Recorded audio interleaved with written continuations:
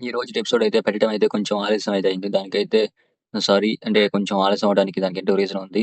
ఇంకా లేట్ చేయకుండా ఎపిసోడ్‌లోకి అయితే ఎళ్తే, ఇంకా దీప అయితే చిమ్ముతా అయితే ఉండిద్ది. చిమ్ముతా బావ ఫోన్ రికార్డింగ్ పెట్టమన్నాడు కదా! ఇక్కడ జోష్న రూమ్‌లో అని ఇంక దీప అయితే ఫోన్ రికార్డింగ్ అయితే పెట్టిద్ది అక్కడైతే. ఇంకా ఆలోపే జోష్న అయితే వచ్చిద్ది. అది చూసైతే ఇంక దీప అయితే దాక్కునిద్ది. ఇంకెప్పుడైతే జోష్న ఒక్కసారిగా లోపలికైతే వచ్చేసిద్ది. ఇంక జోష్న కళ్ళు కప్పి ఒక్కసారిగా ఇంక బయటికైతే లగెత్తిద్ది. ఇంకొకసారిగా దీప ఇంక జోష్న అయితే మాత్రం ఒకసారిగా తిరిగి చూసిద్ది. ఇంకొకసారి ఇంక దీప మాత్రం వెళ్ళిపోయిద్ది. ఇంక చూసైతే ఇంక జోష్న అయితే దీప అయితే ఎళ్ళిపోయినట్టుందిలే అనైతే అనుకుంటా అయితే ఉండిద్ది. ఇంకప్పుడైతే జోష్న అయితే తనలో తనే ఆలోచించుకుంటా ఉండిద్ది. జోష్న ఏమో రూమ్‌లోకి వచ్చినట్టు గ్రాని ఏమో చెప్పింది. అలాగే కింద చూస్తేనేమో కార్తీక్ బావ ఏమో అసలు నిజంగా తెలిసినట్టే మాట్లాడుతున్నాడు. అంటే వైరా గురించి కూడా తెలిసిపోయినట్టు, నేనే తప్పు చేస్తున్నట్టు అంటే నన్ను చూసే మాట్లాడుతున్నాడు. కాశీ అంటావా? కాశీ ఏమో చెప్పడు. అంటే కాశీనేమో బలవంతం చేయలేడు. అలాగే కాశీ కూడా నా మీద నమ్మకంతో చెప్పడు. అలాగే కార్తీక్‌కి ఎలా తెలిసింది? బావకి తెలిసే అవకాశం ఎలాగుంది? ఒకవేళ ఏదైనా ప్లాన్ ఏసారా? ఒకవేళ వైరా ఏమన్నా మోసం చేస్తున్నాడు నన్నేమన్నా మోసం చేస్తున్నట్టు వైరా కూడా నన్నేమన్నా మోసం చేస్తున్నాడా? ఎందుకైనా మంచిది వైరాకి ఒకసారి ఫోన్ చేసి కనుక్కుంటే మంచిదే. అని ఇంక జోష్న అయితే వైరాకయితే ఫోన్ చేసిద్ది. ఇంక వైరా మాత్రం ఇంక అక్కడైతే లెక్కలు చూసుకుంటూ అయితే ఉంటాడు. అంటే కంపెనీ లెక్కలు చూసుకుంటూ అయితే ఉంటాడు. ఇంకప్పుడే జోష్న ఫోన్ చేస్తుంది. ఏందబ్బా అనైతే ఫోన్ అయితే లిఫ్ట్ చేస్తాడు. ఫోన్ లిఫ్ట్ చేయగానే ఇంకా జోష్న అయితే ఇటు ఇటు చూసుకుంటా ఒక్కసారిగా ఆ ఫోన్ మీదయితే కన్నయితే పడిద్ది. ఆ ఫోన్ చూసి ఇది బావ ఫోన్ కదా! ఇక్కడ పెట్టాడేంటి? అంటే నా మీద నిజం తెలియకుండా నిజం తెలిసినట్టు నన్ను మానిప్యులేట్ చేసి నా నుంచే నేను ఎవరితో అయితే నడిపిస్తున్నానో వాళ్ళకి ఫోన్ చేపిచ్చి వాళ్ళతో ఆ నిజాన్ని ఆ రికార్డింగ్‌లో ఇని నా అంతు తేల్చడానికి ఏం ప్లాన్ ఏసావు బావ? ఇప్పుడు చూడు ఈ ప్లాన్ అంతా నీకే రివర్స్ కొడతా అనైతే ఇంక వైరా ఫోన్ అయితే కట్ చేసేసిద్ది. కట్ చేసి ఒక ప్లాన్ అయితే ఆలోచించుకొని ఇంక ఆలోపే ఇంక వైరా అయితే ఫోన్ చేస్తాడు. ఎందుకు జోష్న ఫోన్ చేసింది? ఏదైనా కారణంతో ఫోన్ చేసుండిద్ది. ఒకసారి కట్ చేసిందబ్బా! మనమే చేద్దాం ఏముంది? అనైతే ఇంకో జోష్నకైతే ఫోన్ చేస్తాడు. ఇంక జోష్న అయితే అప్పుడే ఫోన్ లిఫ్ట్ చేసి ఏంది వైరా నన్ను కూడా నీలో కలుపుకోవాలని ట్రై చేస్తున్నావా? నువ్వు చేసిన ఆ ఫుడ్ కల్తీ విషయంలో నన్ను భాగాన్ని చేయడానికి ట్రై చేస్తున్నావా? అలాగే నా కంపెనీని నువ్వు స్వాధీనం చేసుకోవడానికి ట్రై చేస్తున్నావా? నేను సీఈఓగా ఉన్నా లేకపోయినా అది మాత్రం జరిగే పనే కాదు. నేను ఖచ్చితంగా మాత్రం కంపెనీ ఎమ్మిటి కదలే కన్నెత్తి కూడా చూడనివ్వను. అది నేను మాత్రం శపథం చేస్తున్నాను. కంపెనీ సీఈఓ ఎవరైనా కావచ్చు. కానీ కంపెనీ వంక కాదు కదా! కంపెనీని కన్నెత్తి కూడా చూడలేవు. అలాగే కంపెనీ జోలికి కూడా రాలేవు. ఇంకొకసారి ఫోన్ చేస్తే బాగుండదు. నన్ను కూడా నీలో కలుపుకొని నన్ను కూడా పాడు చేయాలని ట్రై చేసావంటే ఇంక అస్సలు బాగోదు. అనైతే చెప్పి ఫోన్ అయితే కట్ చేసేసిద్ది జోష్న అయితే మాత్రం. అదినైతే వైరాకయితే ఏం అర్థం కాదు. ఏందబ్బా నన్ను మోసం చేస్తుందా? అయినా గాని నన్ను మోసం చేస్తుందా? నన్నే మోసం చేసే అంత అయిందా అది? హ్మ్. నేను చెప్పాను కదా బాస్ ఇలాగనే ఉండిద్దని. నేను చెప్తే ఏమో మీరినలేదు అనైతే పక్కనున్నోడైతే అంటాడు. అదిని వైరా అయితే మాత్రం నేనేమంత ఫూలిష్‌గా చేయలేదురా ఏది కూడా. నేను ఒకటి చేశానంటే దానికంటూ నేను ఆలోచించుకొని దిగుతా. నాకు తెలుసు ఏదో ఒక రోజు జోష్న నన్ను మోసం చేసిద్దని. కానీ ఇంత తొందరగా మోసం చేసిద్దని నేను ఎక్స్‌పెక్ట్ చేయలేదు. కానీ దానికి కూడా నాకంటూ ఒక ప్లాన్ ఉంది. ఏం ప్లాన్ బాస్ అనేది అంటాడు. ప్లాన్ ఉంది చూపిస్తాను కదా! నా ప్లాన్ నాకంటూ ఒక ప్లాన్ అంటూ ఉంటది. అనైతే ఇంకా వైరా అయితే అంటా అయితే ఉంటాడు. ఇంకప్పుడు అక్కడ జోష్న దగ్గరికైతే తీసుకెళ్తారు. జోష్న అయితే మాత్రం చూసావా బావ! నేనేసిన ప్లాన్, నువ్వేసిన ప్లాన్‌తో నేనెంత సేఫ్ అయ్యానో. ఇప్పుడు నేను వైరాతో మాట్లాడింది నా దగ్గర రికార్డింగ్ ఉంది. అప్పుడు నీ దగ్గర గూడా రికార్డింగ్ అయితే ఉంది. కాబట్టి నేను ఏ రకంగా కూడా ఫుడ్ కల్తీలో ఇన్వాల్వ్ అవ్వలేదు అనే సాక్ష్యం నా దగ్గర అయితే ఉంది. కాబట్టి నన్ను ఎవరు కూడా ఇరికియలేరు. అని అయితే జోష్న అయితే సంతోషపడిపోతే అయితే లోపలికి బయటికైతే వచ్చేసిద్ది. ఎందుకంటే దీప ఎప్పుడైతే లోపలికొచ్చిద్దో అంటే దీపం లోపలికొచ్చి ఆ ఫోన్ తీసుకొని ఎళ్ళియారు కదా! కాబట్టి జోష్న అయితే బయటికైతే వచ్చేసిద్ది. ఏం తెలియనట్టయితే. ఇంక దీప అయితే మాత్రం ఫోన్ తీసుకోవడానికి అయితే గబగబా అయితే ఎళ్లి ఇంక ఫోన్ రికార్డింగ్ ఆపేసి ఫోన్ తీసుకొని బయటికైతే వచ్చిద్ది. ఇంకొక్కసారిగా అయితే జోష్న అయితే "ఏం దీపా నా రూమ్‌లో నుంచి వస్తున్నావు?"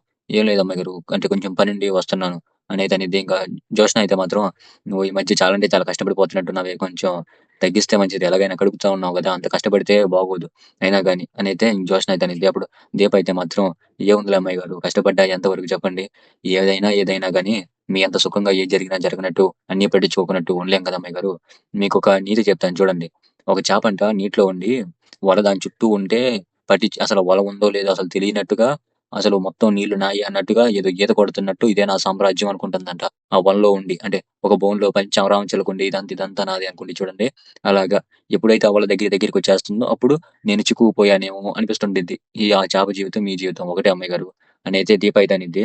ఇంకప్పుడైతే జ్యోత్స్న అయితే మాత్రం ఆహా! ఎవరో ఏందని తర్వాత తెలిసిద్దిలే.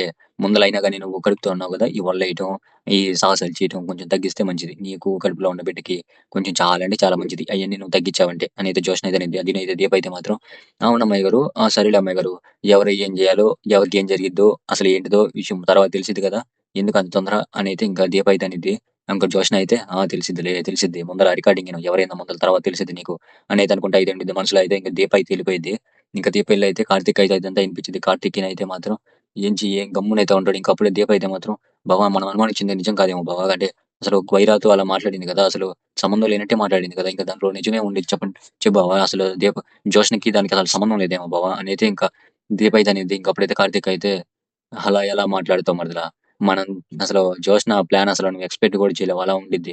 ఏ రకంగా నేను చెప్తున్నానంటే ఇదంతా అంటే నాన్న అరెస్ట్ కాకముందే అంటే ఇంకా అసలు అంటే ఏది ఫుడ్ కల్తీ ఏమి అసలు ఏది జరగకముందే ఏ టెన్షను లేకముందే నువ్వు నాకు ఒక విషయం చెప్పావు గుర్తుందా?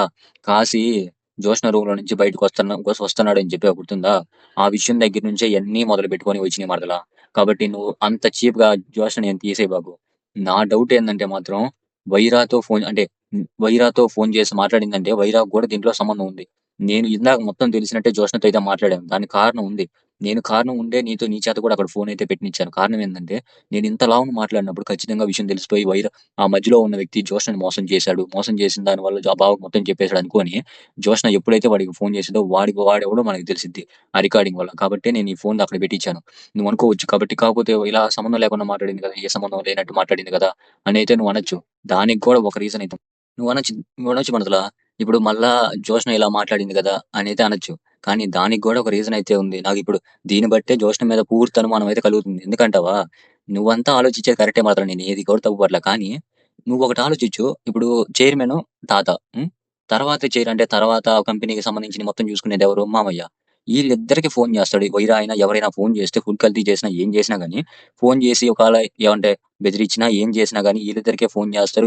ఇంతకుముందు పోలీసులు గూడా ఖచ్చితంగా ఈళ్ళకే ఫోను జేయాలి. కానీ ఫోను చేయటమే ఇప్పుడు వైరా ఎవరికి ఫోను చేసాడు? ఫోను చేయడమే జోష్నకి ఫోను చేసాడు. అలాగే పోలీసులు రావడమే ఎవరి దగ్గరికొచ్చాడు? ఎవరి దగ్గరికొచ్చారు? అంటే మా నాన్న దగ్గరికి అంటే శ్రీధర్ దగ్గరికొచ్చారు. అంటే మా నాన్న దగ్గర సీఓ దగ్గరికొచ్చారు. అలాంటప్పుడు వైరా డైరెక్ట్‌గా ఇప్పుడు జోష్నకి ఫోను చేసాడంటే జోష్న సీఓ కావాలనుకుంది. సీఓ కాలేకపోయింది. కాబట్టి జోష్న అంటే సరాసరిగా శ్రీధర్ అంటే మా నాన్న దగ్గరికి తీసుకొచ్చేటట్టు చేసింది. కాబట్టి దీన్ని బట్టే ఎంతలోనో అర్థం చేసుకోవచ్చు మనం. అంటే జోష్న ఎంతో అంటే చాలా వరకు ఈ ప్లాన్‌లో అయితే ఉంది. దీన్ని బట్టి నేనైతే ఇంత క్లియర్ కట్‌గా అయితే చెప్తున్నాను మరదల. జోష్న ఇప్పుడు మనల్ని ఇంతలోన కన్‌ఫ్యూజ్ చేసినట్టు మాట్లాడింది. దానికి కారణం ఏందంటే మనం ఫోన్ రికార్డింగ్ అక్కడ పెట్టామని తెలిసే జోష్న అయితే అలా మాట్లాడింది. జోష్న ఏం చిన్నది గాదు. ఇంతకుముందు అంటే ఇప్పుడు కాశీకి డబ్బులిచ్చింది గదా! కాశీకి డబ్బులిచ్చింది అంటున్నానంటే అర్థం చేసుకో నువ్వు. కాశీకి డబ్బులిచ్చింది కూడా జోష్ననే. జోష్న అవకాశవాది మరదల. చిన్న అవకాశాన్ని కూడా వదలదు. కాబట్టి జోష్న పాత్ర చాలా అంటే చాలా ఉంది దీంట్లో అయితే. నేనైతే దీన్నైతే ఇప్పుడు ఖచ్చితంగా ఛేదించడానికైతే ఎళ్తున్నాను. దీంట్లో అంటే ఒక పెద్ద తలకాయని పట్టుకోవడానికైతే ఎళ్తున్నాను. నువ్వైతే అంటే భయపడబాకు. నేనైతే తిరిగైతే వస్తాను ఖచ్చితంగా. కాబట్టి నువ్వైతే అంటే అత్తయ్యనైతే జాగ్రత్తగా ఉంచేటట్టు చూడు. అత్తయ్య ఆరోగ్యం బాలేదు. అత్తయ్య బానే ఉండిద్దిలే బావ. నువ్వైతే జాగ్రత్త. నేనైతే బానే ఉండాలి. నువ్వు జాగ్రత్త ముందల అనైతే ఇంక దీపకయితే చెప్పి ఇంక కార్తీక్ అయితే ఎళ్ళిపోతాడు. కార్తీక్ ఎళ్ళటం కాశీ దగ్గరికైతే ఎళ్తాడు. కాశీనైతే అంటే ఇంట్లోకెళ్ళకుండా కాశీనైతే బయటికైతే రమ్మంటాడు. దానికి కూడా ఒక కారణం ఉంది. దీంట్లో అయితే మీకు తెలిసిద్ది. కాశీని బయటికి రప్పిస్తాడు. అప్పుడైతే కాశీ అయితే అడుగుతాడు. "ఏంటి బావ నువ్వే లోపలికి రావచ్చు కదా! బయటికి రమ్మన్నావెందుకు?" "బయటికి రమ్మన్నావు ఎందుకంటే మరి మీరేమో జనరల్ మేనేజరు. నేనేమో డ్రైవర్‌ని. మీ ఇంట్లోకి నేనొస్తే బాగోదు గదా! అది కాక నీకేమో అడ్వాన్స్‌గా 5,00,000 ఇచ్చారు. నేనేమో 5,00,000 సంపాదించడానికి ఒక సంవత్సరం పట్టిద్ది. నేనంతలా వాల్యూ లేనోడిని నీ దగ్గర నీ ముందు అని అంటే మీ ఇంటికొచ్చి మాట్లాడితే ఏం బాగుండిద్దని మిమ్మల్ని కొంచెం ఇక్కడికి రమ్మన్నాను అనైతే కార్తీక్ అయితే అంటాడు. కాశీ అయితే "ఏంది బావ అలా మాట్లాడుతున్నావు ఏమైంది?" అనైతే కాశీ అయితే అంటాడు. ఇంకప్పుడైతే కార్తీక్ అయితే "ఏం తెలియనట్టు ఏం మాట్లాడుతున్నావు కాశీ. నీ మీద నాకు ఎప్పుడో అనుమానం వచ్చింది. నువ్వెప్పుడైతే మా నాన్నకి అంటే వ్యతిరేకంగా సాక్ష్యం చెప్పావో అప్పుడే నాకైతే నీ మీద అనుమానం వచ్చింది. కానీ నా చెల్లెలి మొహం చూసి నేను వదిలేసా. కానీ ఇప్పుడు ఆ అనుమానం నిజమని తెలిసింది. నీ ఎనకాల జోష్న ఉందని నాకు తెలిసింది. ఆ జోష్నతో చేతులు కలపొద్దని నీకు ఇంతకు ముందు చెప్పాను. కానీ నువ్వు కలిపావు. కనీసం నీకేదైనా సమస్యొస్తే నాతో చెప్పొచ్చు గదా!" అనైతే కార్తీక్ అయితే అంటాడు. ఇంకప్పుడు కాశీ అయితే మాత్రం "ఏం సమస్య బావ? నువ్వేం మాట్లాడుతున్నావు? నాకేం అర్థం కావట్లేదు. అంటే ఇప్పుడు వైరా గురించి కూడా నీకేం తెలీదా?" అనగానే "వైరా ఎవరు బావ? నువ్వేం మాట్లాడుతున్నావు?" అనేది అంటాడు. దీనైతే కార్తీక్ అయితే ఎక్కడో కాలి చెంప మీద చిల్లుమనైతే ఒకటి పీకుతాడు. దెబ్బకి దిమ్మయితే తిరిగిపోద్ది కాశీకైతే. ఏళ్ళైతే అట్ట నచ్చిముద్రయితే పడిపోతాయి. ఇంక కాశీ అయితే మాత్రం కోపంగా అయితే ఉంటాడు. ఇంక కార్తీక్ అయితే ఆ నిజం ఇందాక తెలిసిందన్నాను గదా! ఆ నిజం ఇప్పుడు ఖచ్చితంగా నాకు క్లియర్ కట్‌గా అయితే తెలిసింది. ఇప్పుడు నిజం నిప్పు లాంటిది కాశీ. ఎప్పటికైనా అదైతే బయటపడింది. అది ఇప్పుడు బయటపడింది. కాబట్టి నేనిప్పటికి గూడా వదిలేసానంటే ఎవరి మొహం చూసైనా గాని మా నాన్నకి శిక్ష పడటానికి ఛాన్స్ అయితే ఉండేది. కాబట్టి ఆ ఛాన్స్ నేనివ్వను. ఇప్పుడు నువ్వు వైరా గురించి ఖచ్చితంగా నా దగ్గర చెప్పాలి. చెప్పి తీరాలి. ఇంకొకటేందంటే అసలు ఏం జరిగిందో గూడా నాకైతే మొదలే తెలుసు. నువ్వు కోపంతో ఆ జోష్‌ని ఎళ్లి కలిసుంటావు. ఆ జోష్న ఆ రికమెండేషన్‌తో ఆ వైరా దగ్గర చేర్చింది. ఆ వైరా ఎవరో గూడా తెలియకుండా నువ్వెక్కడ చేరావు. వైరా ఎవరో తెలుసా నీకు? ఎప్పుడెప్పుడు తాత కుటుంబాన్ని నాశనం చేద్దామా? తాత కుటుంబాన్ని నాశనం చేయడానికే బతుకుతున్న వాడు ఆ వైరా. అలాంటోడి దగ్గరికి నువ్వు చేరావు. వాడు నిన్నేమన్నా జనరల్ మేనేజర్ పోస్ట్‌లో ఉంచుతాడని నువ్వనుకుంటున్నావా? ఇంత పిచ్చోడివి కాసేనా గాని. నువ్వు ఎలాంటోడివైనా కావచ్చు. ఇప్పుడు మాత్రం నిజం బయట పెట్టాలి. వైరా గాడి దగ్గరికి అనేసి చొక్కా పట్టుకొని తీసుకెళ్ళిపోతాడు. ఇంక కాశీనైతే మాత్రం కాశీ అయితే ఇంకెనకాలైతే ఎళ్తా అయితే ఉంటాడు. ఇంకా ఇంకా కట్ చేస్తే ఇంకా దీప దగ్గరికి తీసుకొస్తారు. దీప అయితే మాత్రం ఇంక దసరా దగ్గరికైతే వచ్చిద్ది. దసరా అయితే ఆలోచిస్తా అయితే ఉంటాడు. ఇంక దసరా దగ్గరికొచ్చి "ఏమైంది చిన్నయ్య గారు ఆలోచిస్తున్నారు? బాధపడమాకండి చిన్నయ్య గారు. ఏం కాదులే అమ్మగారికి" అనేది అనిద్ది. ఇంకా దశరథయితే "నేనెప్పుడో మర్చిపోయాను దీప. నువ్వే ఇంకా గుర్తుపెట్టుకున్నావు. నీ ఆరోగ్యం చూసుకో ముందల. నువ్వు అసలే కడుపుతో ఉన్నావు. ఇయన్నీ ఆలోచనలు నీకు అవసరమా చెప్పు? నేనెప్పుడో మర్చిపోయాను సుమిత్ర గురించి. టెస్ట్‌ల గురించి కూడా మర్చిపోయా. నువ్వు ఆరోగ్యం నువ్వు బాగా చూసుకో" అనేది దశరథయితే అంటాడు. అప్పుడు దీప అయితే మాత్రం "నా ఇంటి పని మనిషి ఆరోగ్యమే అంతలా చూసుకున్నారు మీరు. అలాంటిది ఇంటి ఇల్లాలు, అలాగే మీ భార్య సుమిత్ర గారి అమ్మగారిది ఆరోగ్యం పరిస్థితి మీకు గుర్తుండకుండా ఉండిద్దని నేనెలా నమ్మగలను చిన్నయ్య గారు? అది కూడా చెప్పండి మీరే" అనగానే దశరథయితే ఏం చెప్పలేకైతే ఉండిపోతాడు. ఇంకప్పుడు దీప అయితే మాత్రం అమ్మగారికి "ఏం కాదు చిన్నయ్య గారు. ఏం బాధపడబాకండి. టెస్ట్‌లు బానే వస్తాయి" అనేది అనగానే ఇంక దశరథకైతే డౌట్ అయితే వచ్చిద్ది. "కార్తీక్ నీకేమన్నా చెప్పాడా?" అనగానే "లేదు చిన్నయ్య గారు. నేనే ఇన్నాను. మీరు కార్తీక్ బావతో చెప్పే మాటలు నేనే ఇన్నాను" అనగానే ఇంక దశరథ అయితే ఓహో! అలా తెలిసిందనుకుంటాడు. ఇంకప్పుడు దీప అయితే కింద కూర్చొనైతే "ఏం కాదు నాన్న. అమ్మకేం కాదు నాన్న" అనైతే దీప అయితే అనిద్ది. అది చూసైతే దశరథకైతే ఒక్కసారిగా జ్యోత్స్న అయితే కనపడిద్ది దీపలో అయితే. "జ్యోత్స్న అనైతే దశరథ అయితే అంటాడు. దీనైతే దీప అయితే మాత్రం చిన్నయ్య గారు అమ్మగారికి ఏం కాదు చిన్నయ్య గారు" అనంటే జ్యోత్స్న అంటారేంటి?